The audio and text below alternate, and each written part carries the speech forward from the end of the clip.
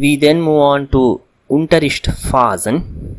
So whenever you are planning an Unterricht, a proper structure of the elements which you are going to teach is a very important factor which helps in the execution.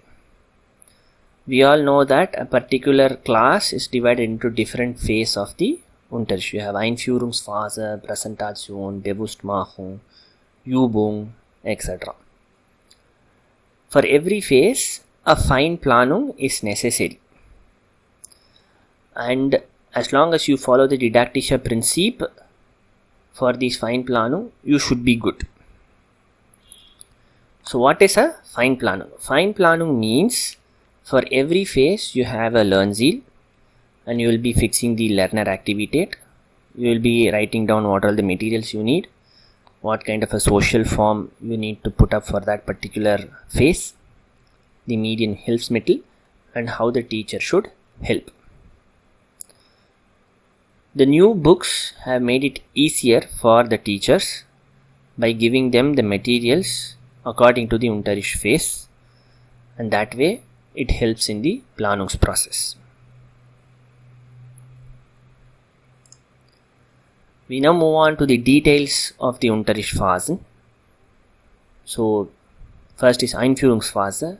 You use pictures, slogans, Sprüche, most of the things which are needed to activate the students. So they are basically needed for Aufwärmung, activating the students. It can also be used to activate the Vorwissen, and there will be certain phases where you kindle the curiosity of the students. Then you have the Präsentationsphase. Here you are going to present the contents that is going to be taught. It could be a laser text or a Hör text. And you have a lot of Präsentationstechniken. First is the teacher reads everything out, or the students read everything out. You do a Hör text, or you do a DVD. We then move on to Semantisierungsphase. This is the phase where the students are being presented the text in such a way so that they understand the topic. It could be word charts, it could be Spracheinheit, anything. But the grammar is always understood in the context. The grammar is not fully defined in the Semantisierungsphase. Then you have something called a Systematisierung or a Bewusstmachungsphase. It is in this Bewusstmachungsphase that the grammar is clearly explained. Here the new structure of the grammar is also explained, analyzed, and then worked upon. This is also a phase where Selbstentdeckendes Lernen can be implemented.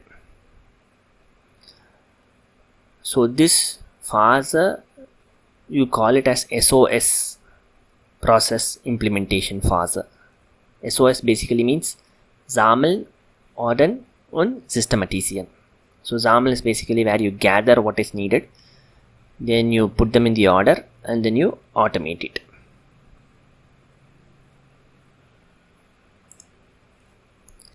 Then you have the Übungsphase.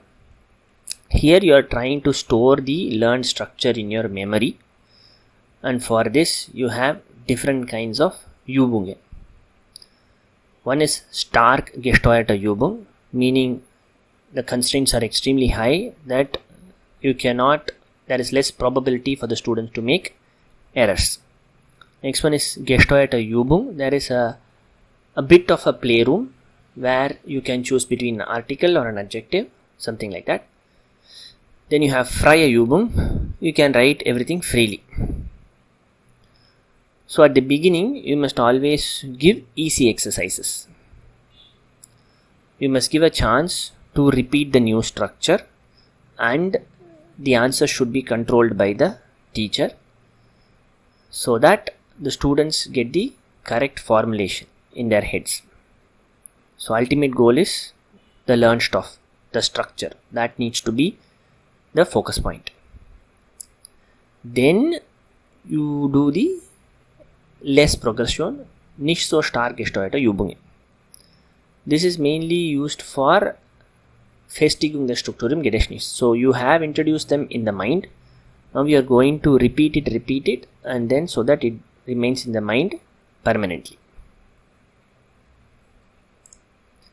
Then you have the Anwendungsphase. The Anwendungsphase is the one where a new context and a new situation is being given, and whatever that has been learned in the Übungsphase needs to be transferred here. So that's the main difference between an Anwendungsphase and a Übungsphase. Übungsphase would be like practical exercises, whereas Anwendungsphase could be a Kommunikationsanlass. Then finally we have some important remarks or tips with respect to executing the Unterrichtsphasen in class. You must remember that all the phases cannot be covered in one Unterricht class because of time, or you need some time to deepen the concept in a particular phase. So that way there is a fair chance that you cannot execute all the phases of the Unterricht in one class. Make sure to have enough time for the Anwendungsphase, especially when there is a kommunikatives Ziel in the classroom. So if you have decided that by the end of today the students must be able to communicate, then give them enough or plan the Unterricht in such a way that there is enough time for the Anwendungsphase.